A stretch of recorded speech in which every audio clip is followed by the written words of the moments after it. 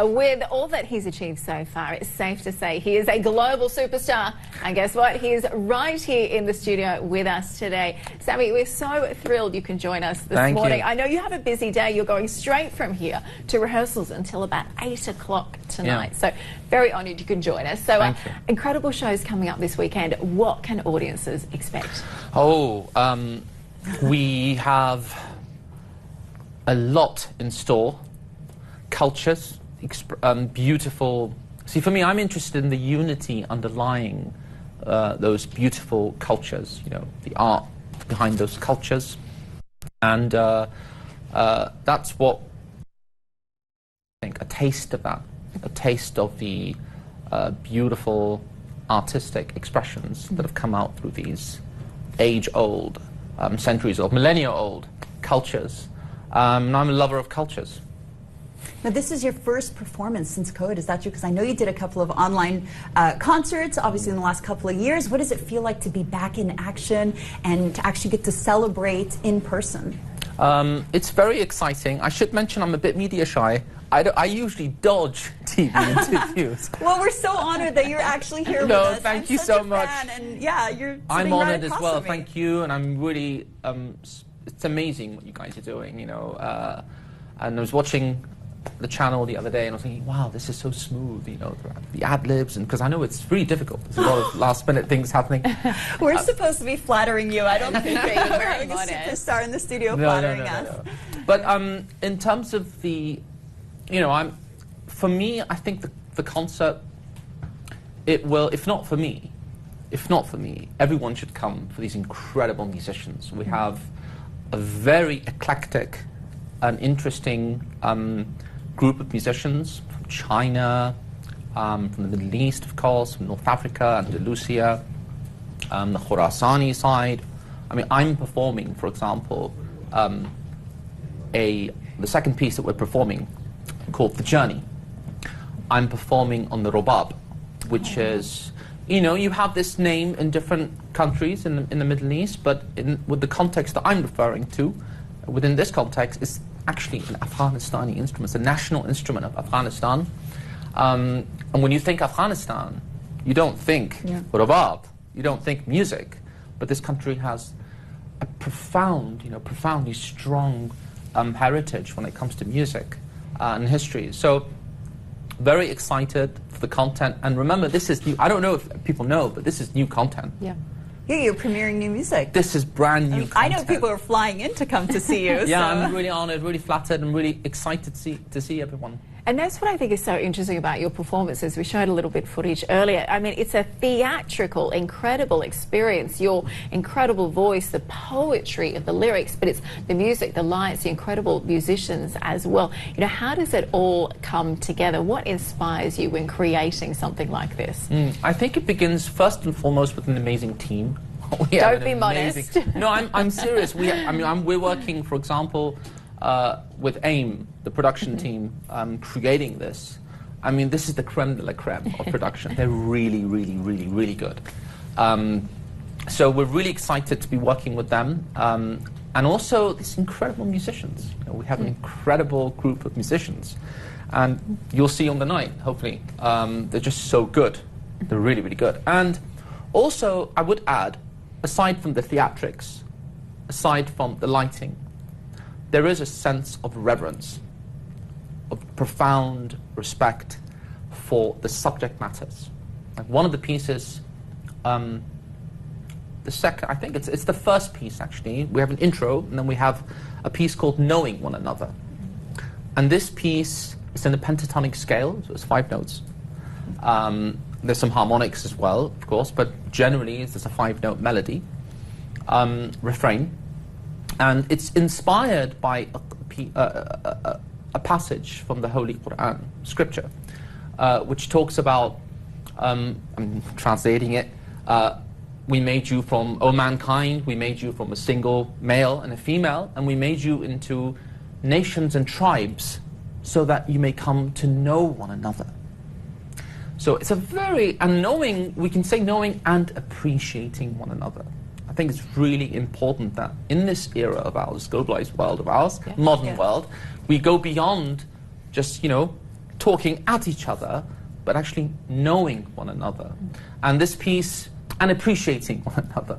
And this piece is a brand new piece inspired from that passage. So this sense of reverence for the sacred, for the art, for the music, and of course the poets we're talking about. I mean, the maqamat, that these scales, they're drawn from somewhere very profound, much more profound than a kind of ethnomusicologist perspective to say, oh, well, the Byzantines brought this, and the Persians brought that, and the Turks. It's not that way, actually.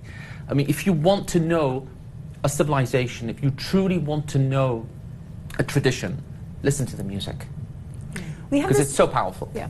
You have this amazing ability to storytell, but also your music is so meditative and calming, and it's incredible to have that effect on people. But when you are composing new music, what is it that you start with? Is it the message that you want to convey? Is it the lyrics? Is it something, a moment or a feeling that inspires you, or is it the effect that you want to have on people?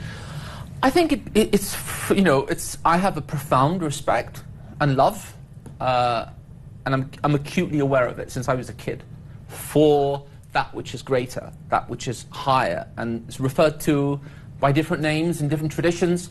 But for me, it's there, it's ever present, and it comes through the music. So when I compose a piece of music, first and foremost, the reverence is there, the respect.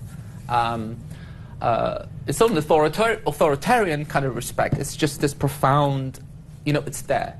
It's very difficult to define. It's well put into words. But throughout history, you've had different cultures and different traditions show reverence to the sacred through art.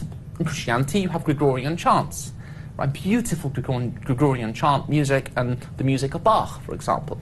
It's a very Christian sound, right? It is. And similarly with the Buddhist chants and different types of reverence, there's so many different cultures. And I suppose when you come to this performance, you get a taste of that, just a taste of. And that's my hope, that people come and they come out feeling a sense of reverence, for the sacred and for the cultures, because all cultures around the world have that, there's that expression and that kind of reverence and respect for the divine, or whatever, they call the divine. But it's the same thing. The intention's the same.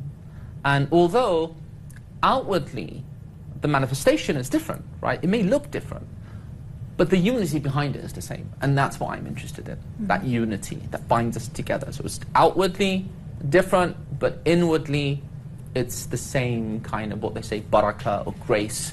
So that's what I'm really interested in. I mean, the thought process behind there is fascinating. So, I mean, how do your songs, how do your albums come together? We mentioned the fact you've had 64 million albums. 45. 45. Oh, don't exaggerate. Sorry, 45 million. 45 million albums sold all over the world. Tell me about the journey, though. When you're first writing a song, are you doing this in complete isolation? Do the words just flow? Do you travel somewhere exotic to the mountains to start writing? How does it all come together?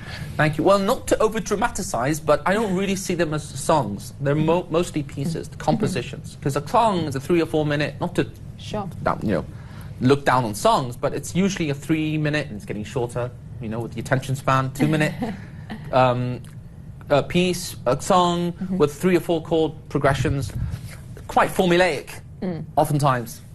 Whereas a composition, it really requires a lot of kind of introspection and meditation, and it's very easy to kind of these are cliches, really over dramatize. But for me, I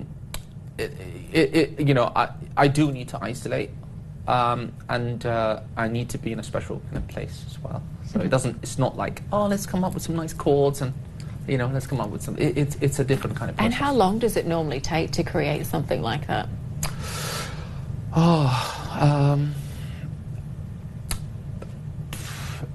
It isn't like some of the big producers, they go into a studio, right? And within 24 hours, they won't leave the studio until this thing is finished, right? 24 hours.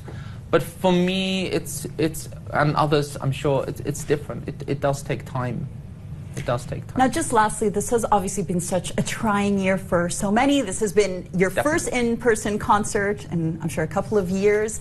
And so many people are coming to attend your concert. This is going to be their first time experiencing something. How do you want them to feel when they're leaving or during the concert? How do you want to connect with them? Oh, I'm, first of all, so excited. I'm so excited for everybody flying in and to see everyone, at this, my first performance since 2019, I guess. And I think that people will be extremely impressed. Oh. Not with me, but because, what this setting and the production and, the instruments, the musicians, just the sheer amount of hard work that's been put into this, it's going to be really, really, really great.